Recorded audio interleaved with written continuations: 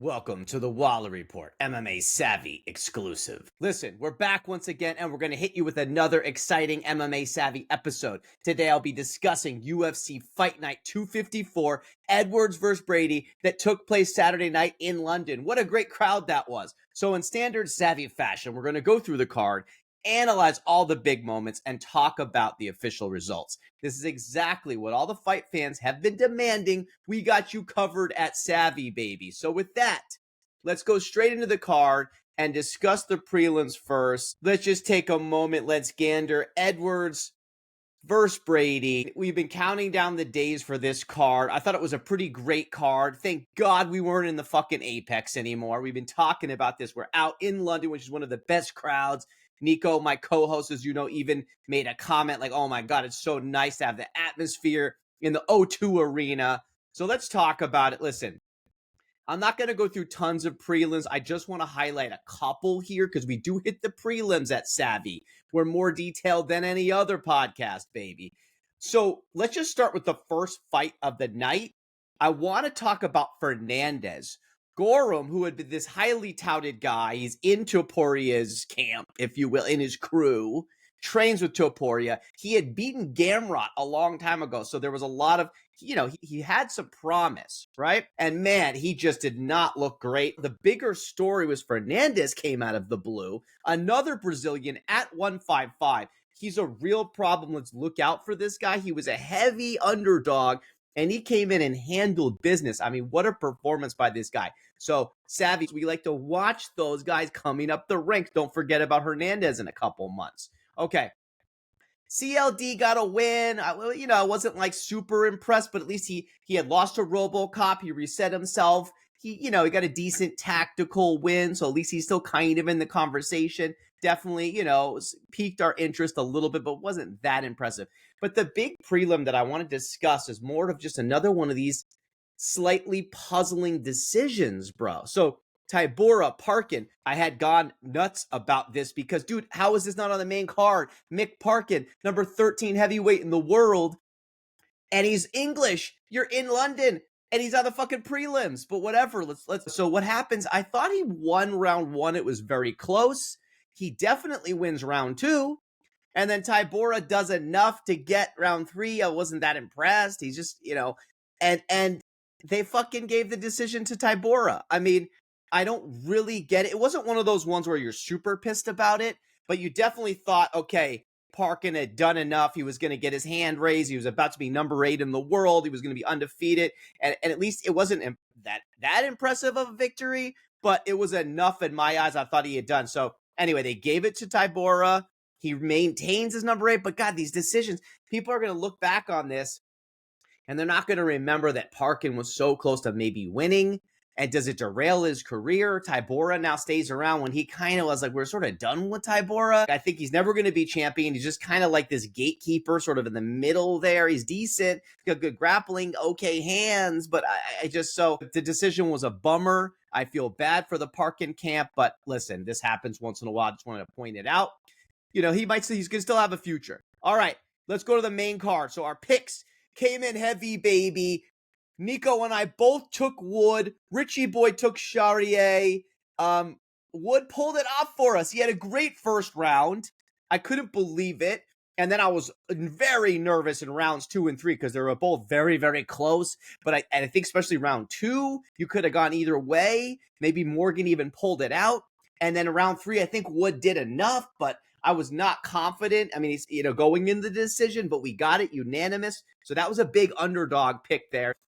Here's the thing, though. I'm not like, I like Wood. I don't know if he's going to be a future champ at 145, but at least he's a contender. He's someone you put on the English cards because he's a fan favorite and he's decent. He's good. I mean, it was a big win. We pulled this out. Then you get to Chris Duncan.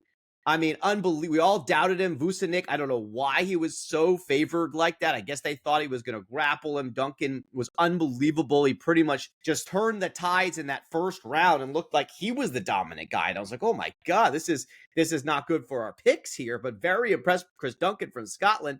And then in the second round, Vucinic goes for the takedown. He jumps for the gilly. Poirier likes to say, don't be silly. jump for the gilly, and he even posted about it, and Duncan gets him. Vucinic goes down. That's all I really want to say. I don't know if I see a future for Duncan here. I mean, he's decent, strong guy. He might be around. I don't know if he's going to be a top 15 guy. Thanara, I took her against McCann. I called it first round submission. And McCann is now retired, and I feel maybe that's a little early, but I think she just felt like if a girl can step in on short notice and submit her, then why is she continuing? So I guess she's kind of hanging him up. It was a little bit of a bummer because she was part of that Patty the Batty crew when we had that epic night in London, and so you always root for her. But anyway, let's move on. Okay, the top 3 fights of this card. I have a lot to talk about.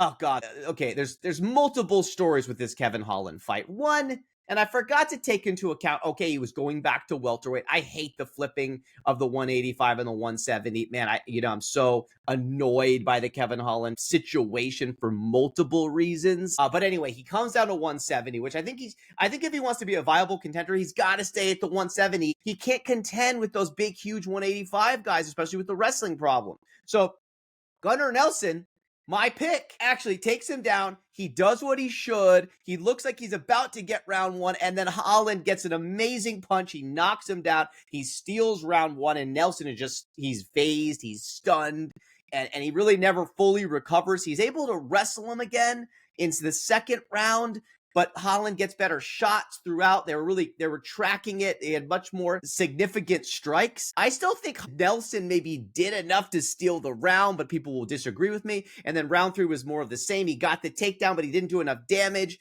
Holland hit more shots. So they gave it to Holland. This is another one, was a really weird one where do you give it to the control of Nelson or the pitter-patter strikes of Holland? Besides round 1, it's not like Holland had really great, devastating strikes. I mean, a couple knees, a couple things here or there, but nothing like that you're blown away by. And from the bottom, I don't give about your fucking strikes from the bottom unless it is that classic knockout that Holland did over Jacare. But I'm just saying, like, I thought Nelson did enough maybe to win this. Maybe I was a little biased by my pick, and he didn't really do enough damage, but he controlled Holland for most of the fucking fight.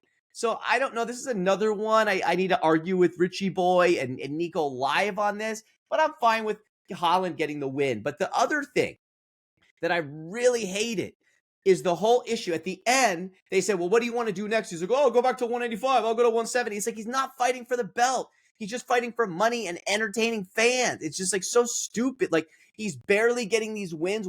First of all, why is he ever on the main card? And why do we still care? Like, no offense, we love Kevin Holland, but how is Dana and Hunter allowing this BS? Like, if you're not fighting for the title, some sort of advancement at a weight class, get the fuck out. Like, this isn't some WWE thing. I don't understand this. Anyway, you can see I'm pissed about that. Let's move on to the big fights. Oberg, Blachowicz, co-main event, number 3 in the world, Blachowicz, number 6 in the world, Oberg. I mean, this was, like, listen, there's, again, multiple stories here. Let's talk about Jan first. Okay, he's been out almost 2 years, shoulder surgeries. He's 42 years old. And so the big story was going to be, like, how would he rebound? I mean, unless you're Randy Couture, it's very rare that you see someone being able to come back and then still have the stamina, the power, the quickness, and the strength to compete. He was in there. You saw his power, but he just was a little bit slower. And then you have Oberg, number 6 in the world, 7-fight win streak, and it looked like, he was the favorite at minus 225. It looked like coming in, Oberg was maybe going to mow through Jan. But there was still that Polish power. So I got to say the fight, a little bit underwhelming, but it was more, okay, Blachowicz was in it. It was a valiant effort. I think a heroic effort for someone at 42 who's been off for a year and a half. And in that second round, he did actually connect. He had better power than Oberg, and Oberg actually had to keep distancing himself, but Jan could just not hit him. He wasn't busy enough. I feel like he should have started going for broke once he probably realized he had lost the first round. Second round was close. You don't want to just have a decision loss here at this point of your career, so I was a little bit disappointed that he didn't go for broke a little bit more. But Oberg, on his side, he played it really smart. Some people didn't love this because they want everybody to be going for it and throwing bombs, but he was very strategic. He knew that the Polish power was there. and he pitter-pattered him in that first round. I think he stole the round with the leg kicks. He was more busy. I think Jan maybe edged round 2 slightly with the bigger shots. But then in round 3, Olberg, the younger, fresher fighter, smartly kept his distance, and he got him with the leg kicks. He got him with more strikes. And listen, that's a 29-28 decision. Some people say, oh, well, he didn't go for it. He was running. He was dancing. I'm like, yeah, so what? You got to just get the win. They're not all here to be barbaric entertainments. This isn't the gladiator days. Yes, sometimes that happens, right? Where you get those crazy rock'em sock'em robot fights. But I thought Olberg, he knew stakes were on the line. Jan is a dangerous guy. He's not going to go have a firefight. And I thought he did enough to get the win. Was it dramatic? Was it great? Was it super entertaining? I don't know. But he got the win. He's going to be in the top 5 of the world now. And where does he go? Listen, if they give the Pereira the instant rematch to Ankalaev, which I really dislike, then you make Jiri Olberg or something like that. But I almost would prefer you give Jiri Ankalaev, and then maybe you make a Pereira take on an Olberg, something like that. I know it's not high profile right now because Olberg's still kind of been under the radar, but that's maybe a better fight for me. Let Jiri have a crack at the champ. Make Pereira get another win against one of these young, hungry guys. I don't hate that. All right. Main fight. Holy shit. Edwards, Brady, number 1 contender in the world against number 5 contender in the world. Brady came in on short notice when Jack Della got promoted to the title fight against Muhammad. I mean, unbelievable. Okay, so here's a couple storylines. Edwards coming off that loss to Muhammad, but a lot of people, and I even thought too, I defended him because his takedown D had been so much better in that second Usman fight against Covington, who looked like a shell of himself. And even in Muhammad, he was able to defend it here or there, but Muhammad just wore him down. But then everybody kept saying, well, yeah, because it was 5 a.m. And I kept thinking, you know what? Yeah, it probably was. It was bullshit that they had the main event at 6 a.m. They made Edwards stay up the whole night. Anyway, so the story was that true? Was it because it was 5 a.m. or does Edwards just still cannot deal with these wrestlers, right? Brady comes in, a little bit of a question mark. He's going way up in class. He's going up against an ex-champ. Brady had been stopped by Muhammad, but then he had that 2 in a row against Gastelum, against Burns, and now. But the story was, is his wrestling good enough to deal with the enigma that is Leon Edwards? Right? Will he have that ability? He comes in, and the first round was very close. Brady actually outstruck him, which I was shocked by. He didn't really go. He just kind of felt out the strength of Edwards. He clinched a little bit. It was a very smart game plan. And Edwards also was being very cautious because he didn't want to risk being taken down. And he was also probably feeling out. It was a feel out round. And then right at the end, boom, Brady trips him and gets a quick little takedown. You're like, oh, okay. And then right in round 2, boom, he comes back, takedown, and then was able to hold him down the whole round. I was shocked because even Usman couldn't do that in that last fight. Covington couldn't do that. So I'm thinking, oh my God, okay, here we go. And then more of the same. Brady, he gets socked a little bit in the beginning of round 3 when they're on their feet, gets another strategic takedown. And then I'm like, oh my God, he controls Edwards better than Usman ever did, better than Colby ever did, and even better than Muhammad did. I was so impressed. I was like, and Brady was my pick, baby. Don't let Nico and Richie Boy tell you different, baby. So then in round 4, he gets a takedown again, and Edwards just looks like he's done. I couldn't believe it. He's not fighting. I think it's Brady is that good. He's that good of a grappler because we know Edwards can stuff these takedowns. And then boom, he transitions unbelievably. He gets his back, and then before you know it, he's got the choke with a really crazy guillotine choke. It was unbelievable from the side. Edwards now, to me, is like, wow, his star just fell big time. Because there was the question mark. Did he really lose to Muhammad fair and square? Or was it the middle of the night thing, right? And so now I'm like, damn, what does this guy do? We're going to look at that in a second. Sean Brady. This guy now, this is the best he's ever looked. What an unbelievable win. I'm shocked. I mean, I was in total shock. I couldn't believe the domination. He's probably now, besides Muhammad, or maybe even he's the best grappler in the division. He's a superstar. I mean, this is unbelievable what Brady did. I couldn't believe it. I mean, so let's look at this. Now, if you look at what's next, right? Okay, so Bilal is booked with Jack Della, right? I'll just show you this big picture right here. Jack Della, May 10th against Muhammad, right? So now, you know that's booked. So now it's kind of like Brady is probably going to go to the number 1 or number 2 contender spot. I think Rachmanov stays above him. So Rachmanov goes to the number 1 contender. Brady goes to 2. Leon falls. So now I'm thinking, there's already Rachmanov there, though. So I think Brady might have to fight again, even though he's going to be very high up there. Otherwise, he's going to have to wait so long, and I don't like that. I don't like when people are waiting that long. They get rusty. So here's the deal.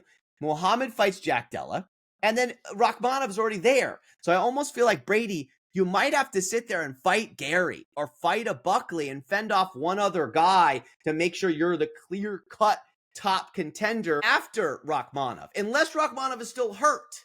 But we got 2 months, like a month and a half before the next fight. So I guess it's a weird musical chairs right now. I don't know what the viewers think on this. Definitely send your comments on who you think what Brady should do next. This is a big storyline. And then, the final thing we'll say here is just going back to this.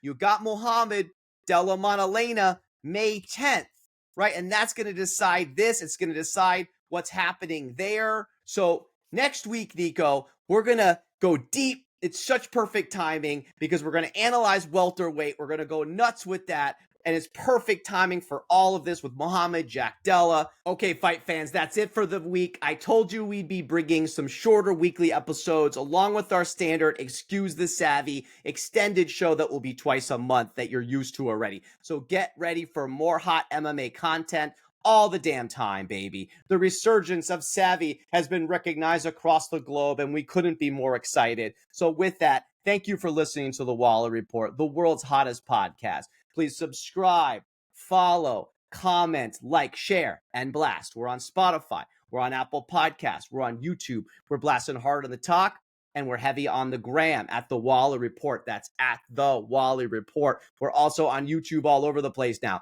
We've been posting amazing video clips from all our episodes on our social channels, so don't miss out. And please make sure to comment on Spotify, comment on Instagram, comment on TikTok, and YouTube. We love the comments, and we love the interactions with the fans. So with that, we're going to jam out to the tune.